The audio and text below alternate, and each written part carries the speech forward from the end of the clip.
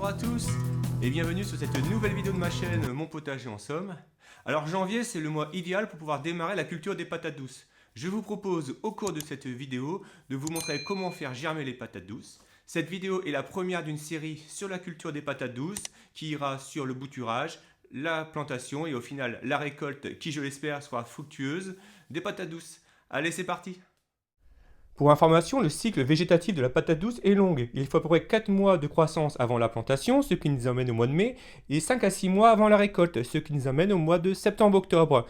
Commencer la culture de la patate douce au mois de janvier est donc idéal.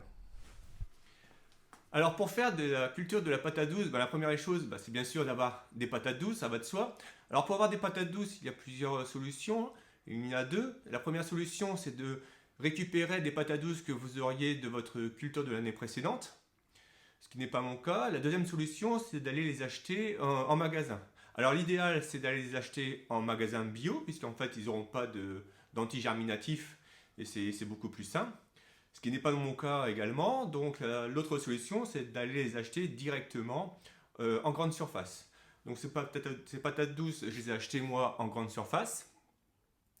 Alors la difficulté parfois en grande surface, c'est qu'on ne sait pas forcément, on a la provenance, donc là en l'occurrence ça vient d'Espagne, mais on n'a pas forcément éventuellement la variété. Donc j'ai dû demander à la personne en charge du rayon fruits et légumes de bien vouloir me ramener la caissette pour laquelle j'avais l'information comme quoi c'était donc des patates douces Beauregard.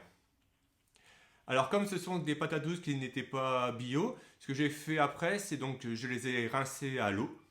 Puis ensuite, je les ai laissés 24 heures baigner également dans de l'eau afin d'éliminer au maximum l'anti-germinatif. Alors je ne peux pas vous dire si éventuellement c'est 100% efficace, mais en tout cas, c'est la solution que moi j'ai appliquée pour pouvoir retirer le germinatif. Maintenant, écoutez, je vous montre comment faire germer les patates douces.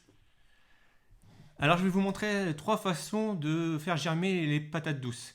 La première façon, c'est la façon, on va dire, la plus commune et la plus fréquente en tout cas sur les réseaux sociaux et dans les vidéos YouTube. C'est un peu la technique de l'avocat lorsque vous voulez faire pousser un avocat avec un noyau d'avocat, où vous mettez donc le noyau avec des cure-dents dans un verre d'eau. Un peu c'est là pour la patate douce, la méthode la plus commune, c'est cette technique-là. En fait, c'est de mettre donc la patate douce dans un récipient que vous pouvez choisir, il n'y a pas forcément d'importance. La petite difficulté en soi, c'est de savoir dans quel sens on met la patate douce. Donc en fait, la patate douce, c'est assez simple. Je vais vous montrer déjà celle-ci. La patate douce, en fait, vous avez un côté arrondi et un côté un peu plus pointu. Donc c'est toujours le côté pointu que l'on met dans l'eau pour faire les racines. Celle-ci, c'est assez simple, parce que vous voyez qu'en fait, il y a le côté arrondi, et puis vous avez le côté pointu. Deuxième également indice, c'est que vous allez commencer à avoir des racines éventuellement qui apparaissent ici. Donc là, c'est pas tellement compliqué en soi, pour pouvoir la mettre dans le bon sens. Celle-ci, en fait, vous voyez, c'est un petit peu plus complexe, puisqu'en fait, vous avez un bout pointu, et un bout pointu de l'autre côté. Donc il y a plusieurs solutions. La première solution, c'est de savoir également, regardez un petit peu au-dessus là, je vous montre un petit peu à l'écran. Vous voyez au-dessus, c'est là en fait où a été arraché le plan. Donc ça, c'est une solution de dire ça, c'est le haut. Deuxième éventuellement indice, vous voyez à l'écran, si vous voyez bien, c'est qu'il commence à avoir des petites racines également qui apparaissent ici. Donc pour moi, je vais mettre ma patate douce dans ce sens-là, vers le bas, et ça vers le haut. Et ça devrait être bon. D'autres également indices, et vous pouvez regarder également sur la pomme de terre, éventuellement des points de germe, de germination, qui peuvent vous donner également un indice sur lequel il faut mettre la patate douce. Écoutez, je vous montre tout de suite comment on procède. Je vous montre cette technique, elle est, comme je disais, relativement simple. Donc il vous faut un contenant. Donc là, en l'occurrence, j'ai pris un morceau de bouteille en plastique. Il vous faut également donc de l'eau.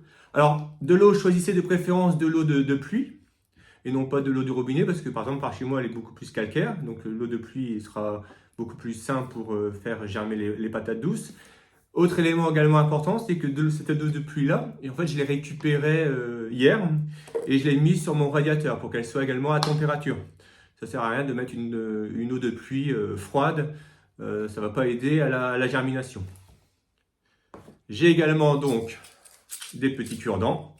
Et puis j'ai également un autre point, et ça c'est la première année que je vais le faire. Et ça c'est via la vidéo que j'avais faite sur la cendre au potager, où j'avais posé la question de savoir quoi faire des morceaux de charbon de bois.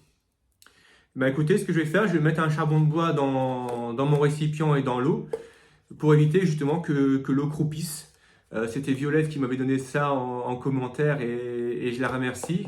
Et donc je vais essayer, voir un petit peu si ça me permet également de changer moins souvent, moins souvent mon eau.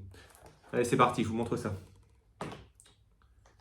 Alors je mets un bout de charbon de bois. Alors, pas toujours évident à savoir un morceau. Je vais mettre ce morceau-là au fond. Ma patate douce. Donc je vais mettre 3 cure-dents. Alors, au niveau de la... Donc, vous voyez là, je vais mettre ça vers le bas et ici vers le haut. Et ça sert à rien de mettre les cure-dents trop haut. L'idéal, l'objectif, c'est quand même de faire germer la patate douce. Donc, si vous la mettez trop dans l'eau, forcément, il y aura moins de germes. Donc, moi, j'avais à peu près à hauteur de 1/4, qui pour moi est amplement suffisant. Donc, j'en mets 3, à peu près, voilà, à peu près à égale distance.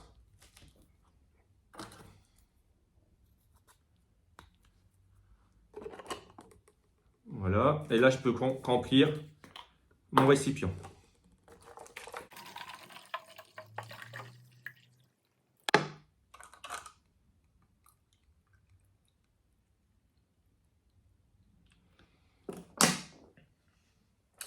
Donc vous voyez à l'écran, je vais le lever un petit peu.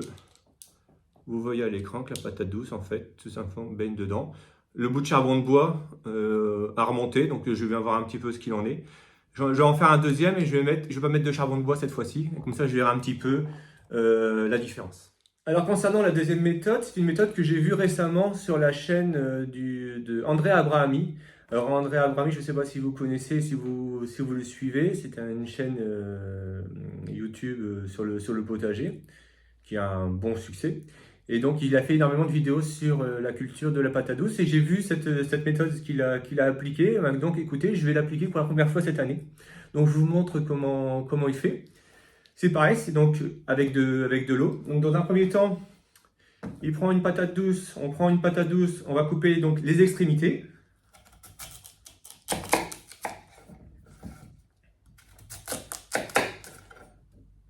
Donc, je prends 2 patates douces.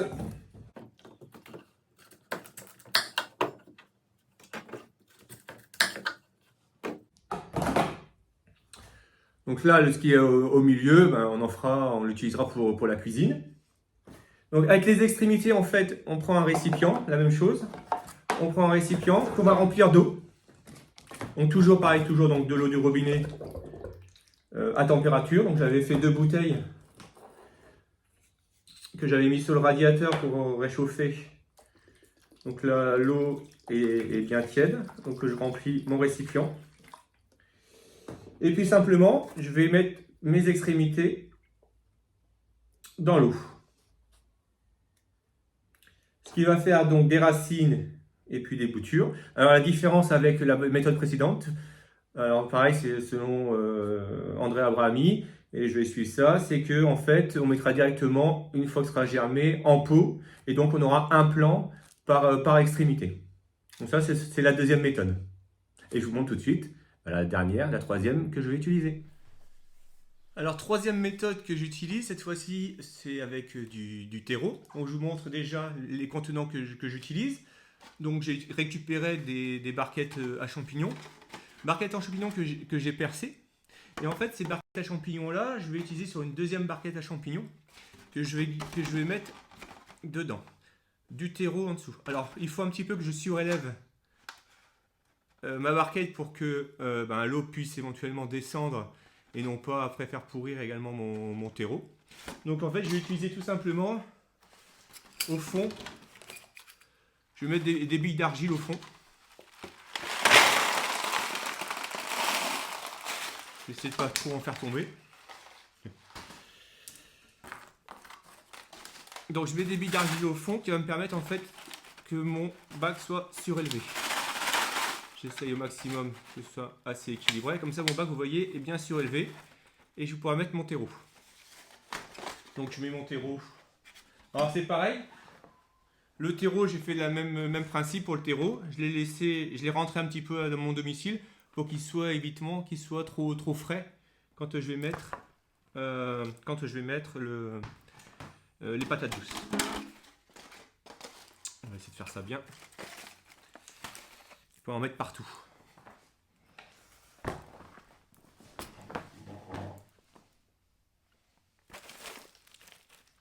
Donc là, je mets bien du terreau dans la barquette.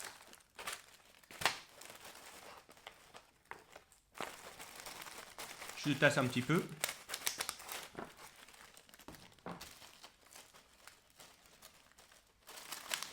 Et donc là, il ne faudra surtout pas hésiter. Il faut surtout pas hésiter à mouiller la barquette. Hein. À mouiller, pardon, pas la barquette, ça va pas le faire, mais à mouiller le terreau pour qu'il soit bien humidifié. Donc n'hésitez pas. Ça va, de toute façon, ça va boire. Le terreau va absorber l'humidité. Voilà. Donc là, mon terreau est bien humidifié. Donc je vais pouvoir m'occuper de mes patates douces. Alors les patates douces, dans cette technique-là, vous les coupez, je vais me lever, vous les coupez donc dans le sens de la longueur.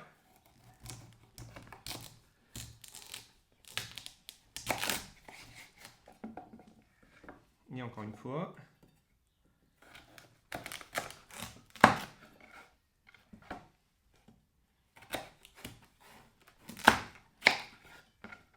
Donc là, je les ai coupés dans le sens de la longueur et vous allez faire donc des petits quartiers. Alors, ce qui est intéressant aussi, c'est pour ces petits quartiers-là, ce que vous allez faire, faites attention aussi de ne pas les faire n'importe où. Essayez de les faire, vous voyez, où il y a des germes. Car l'objectif, toujours, c'est que la patate douce puisse germer. Donc, essayez de mettre des endroits où il y a des germes.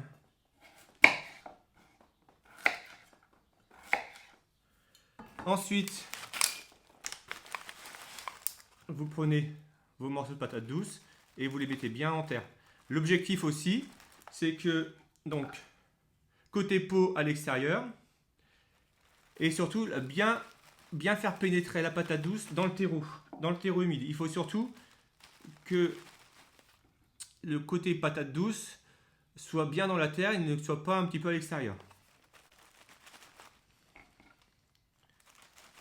Vous enfoncez bien.